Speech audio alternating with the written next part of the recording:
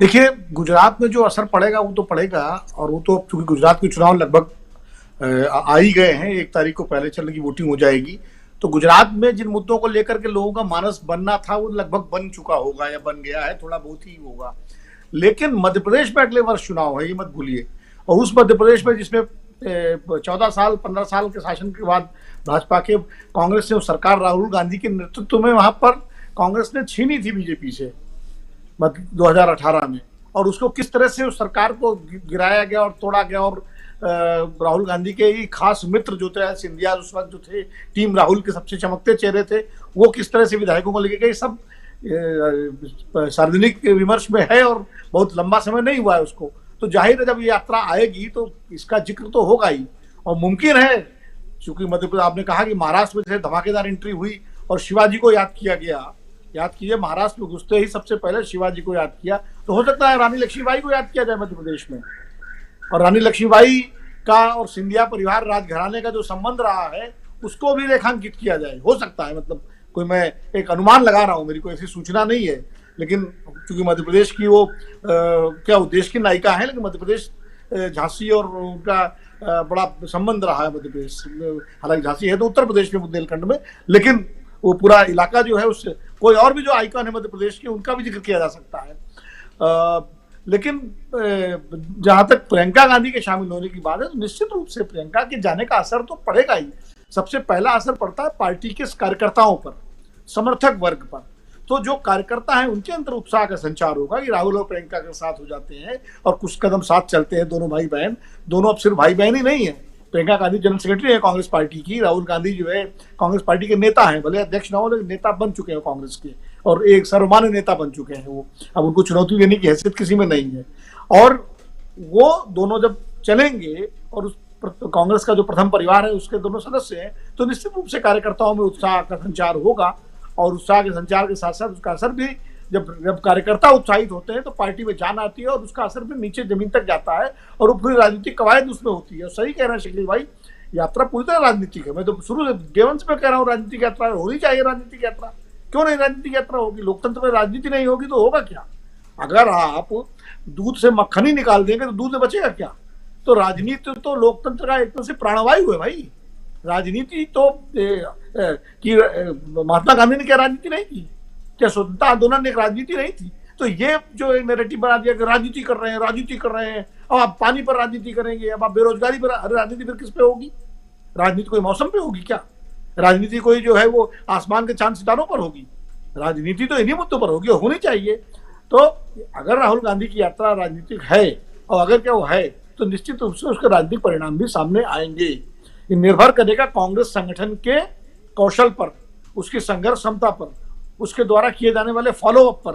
कर्नाटक का चुनाव अगले साल है, अब बहुत कम समय है, अप्रैल मई में ही चुनाव होगा, 6 महीने के अंदर ही अंदर। वहां इसका असर दिखेगा, मध्य प्रदेश में दिखेगा, राजस्थान में दिखेगा जिस तरह यात्रा आएगी। और मैं तो एक कदम और आगे जाके कह रहा हूँ राजीव जी, मैं तो कह रहा हूँ कि जैसे जैसे यात्रा आगे बढ़े, राहुल गांधी और प्रियंका गांधी तो शामिल हो रही हैं, अगर कहीं इसमें वरुण गांधी भी शामिल हो जाएं, वो भी गांधी परिवार के हिस्से हैं, तो आप देखिए यात्रा में और कितनी जान आ जाती है। और जिस तरह उनके तेवर हैं पिछले काफी समय से भाजपा की सरकार को लेके, चाहे उत्तर प्रदेश हो, चाहे बेरोजगारी का सवाल हो, चाहे पर्यावरण का सवाल हो, चाहे ग्रामीणों की बदहाली का सवाल हो, किसान आंदोलन का सवाल हो, वो पूरी वही उनके तेवर और उनकी लाइन वही जो राहुल गांधी की लाइन है।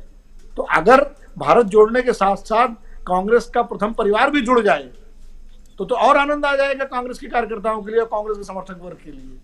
ये तो इसलिए मैं कह रहा हूं, तो संभावना ये भी बन सकती है कभी देर सवेर, शायद, ये मतलब मेरा अनुमान है, कोई ऐसा नहीं। तो यात्रा जैसे जैसे आगे बढ़ेगी वैसे वैसे इसका जो है प्रभाव हमें दिखाई पड़ेगा। और अब यात्रा उस क्षेत्र में प्रवेश कर रही है मध्य प्रदेश से जिसको मुख्य भूमि कहा जा सकता है, यानी मध्य क्षेत्र हमारा जो, और हिंदी पट्टी जो है, जो हिंदी पट्टी है, जो भले ही देश तो पूरा एक है, कश्मीर से कन्याकुमारी तक और कोहिमा से कच्छ तक, लेकिन फिर भी इसको थोड़ा सा ये राजनीतिक प्रभुत्व तो इसी क्षेत्र का ज्यादा है देश की राजनीति पे, अब यहाँ प्रवेश कर रही है। और देखिए यात्रा के जो योजनाकार है उन्होंने बड़ी होशियारी से यात्रा का जो पूरा रूट बनाया है, बड़ा कि जैसे पहले दक्षिण से शुरू किया जहाँ कांग्रेस बहुत मजबूत है संगठन के स्तर पर, भले सरकार कहीं हो ना हो, लेकिन संगठन के स्तर पर कांग्रेस की उपस्थिति वहां सशक्त है। उसके बाद महाराष्ट्र में कांग्रेस अगाड़ी जो है कि साथ मिलकर मजबूत है। मध्य प्रदेश में भले सरकार बीजेपी की हो, 1.5 साल का एक अंतराल कांग्रेस का रहा, लेकिन कांग्रेस जमीन के स्तर पर, कार्यकर्ताओं के स्तर पर, संगठन के स्तर पर मजबूत है। छत्तीसगढ़ में कांग्रेस की सरकार है, राजस्थान में कांग्रेस की सरकार है, उत्तर प्रदेश के बाद उत्तर प्रदेश आएगी कांग्रेस। आप देखिए छत्तीसगढ़ शायद नहीं जा रही है, ये पता नहीं, मुझे रूट का पता नहीं, लेकिन राजस्थान, मध्य प्रदेश के बाद राजस्थान और राजस्थान के बाद उत्तर प्रदेश आएगी। यानी जब हिंदी पट्टी का एक बड़ा हिस्सा कवर कर लेगी यात्रा और वहां जब उसका प्रभाव विस्तार हो जाएगा तब उत्तर प्रदेश आएगी, ताकि उत्तर प्रदेश में भी वहां के कार्यकर्ता और वहां के लोगों में उसका प्रभाव पड़े। अब ये हमें ये देखना है कि जो मुख्य धारा का मीडिया है, क्या इस यात्रा को उसी तरह हम देखा करेगा जैसे अभी तक करता रहा, या हिंदी पट्टी के उन दर्शकों के लिए उसकी टीआरपी की मजबूरी विवश करेगी उसको कि यात्रा को दिखाए किसी न किसी रूप में। ये एक परीक्षा पत्रकारिता यानी मीडिया की भी है, उसकी भी एक अग्नि परीक्षा है कि कितने बड़े राजनीतिक कवायद को, इतने बड़े, अब इवेंट ही मान लीजिए आप इसको, चलिए कोई पवित्रता और कोई तपस्या मत मानिए, कुछ मत मानिए, आप इवेंट मान लीजिए, तो क्या पत्रकारिता का जो धर्म है कि इवेंट के जो तमाम कलर होते हैं उनको हम दिखाते हैं, चाहे उनसे सहमत हो या असहमत हो, क्या मुख्यधारा का मीडिया इस कसौटी पर अब खरा उतरेगा? अब उसकी परीक्षा है, क्योंकि पूरा वो क्षेत्र है जहां ये मुख्यधारा के जो मीडिया के जो चैनल्स हैं, अखबार हैं, उनका ये प्रसार क्षेत्र, प्रभाव क्षेत्र है। उसकी कांग्रेस की परीक्षा तो है ही, मीडिया की भी परीक्षा है ये यात्रा का इस क्षेत्र में आना, कांग्रेस कार्यकर्ताओं की भी परीक्षा है। तो मैं तो इसको चुनाव से आगे देख रहा हूँ। बिल्कुल मैं शकील भाई की बात से सहमत हूँ कि आपको चुनाव जीतना पड़ेगा, तब सरकार बनानी पड़ेगी, तब आप अपने उन वादों को, उन इरादों को, उन दावों को लागू कर पाएंगे जिसके लिए आप राजनीति करने की बात करते हैं, चाहे राहुल गांधी हो, चाहे कोई पार्टी हो, कांग्रेस हो, बीजेपी हो, कोई भी हो। तो मैं, राहुल गांधी भले न कहें कि ये चुनाव जीतने की यात्रा है, लेकिन है उसकी कवायद वही, और कहीं भी कोई इससे परहेज नहीं करेगा। ये इसके असर आने वाले चुनावों में भी दिखाई पड़ेंगे। इसके असर अगर कांग्रेस पार्टी ने ढंग से फॉलो अप किया और करता नीचे मुद्दों पर संघर्ष करते रहे और संगठन को आगे बढ़ाते रहे और यात्रा के उद्देश्यों को, प्रभाव को नीचे तक ले जाने में कामयाब रहे जनता से, तो इसका असर 2024 में भी दिखेगा और फिर विपक्षी एकता की धुरी कांग्रेस पार्टी ही बनेगी, क्योंकि तब उसका प्रभाव जो है वो ज्यादा दिखाई पड़ेगा। और फिर जो देखिए जितने क्षेत्रीय दल हैं ये देखते हैं कि जिस पार्टी की जीतने की संभावनाएं होती है उसके साथ ये चिपकते हैं, वो एक चुंबक बनता है।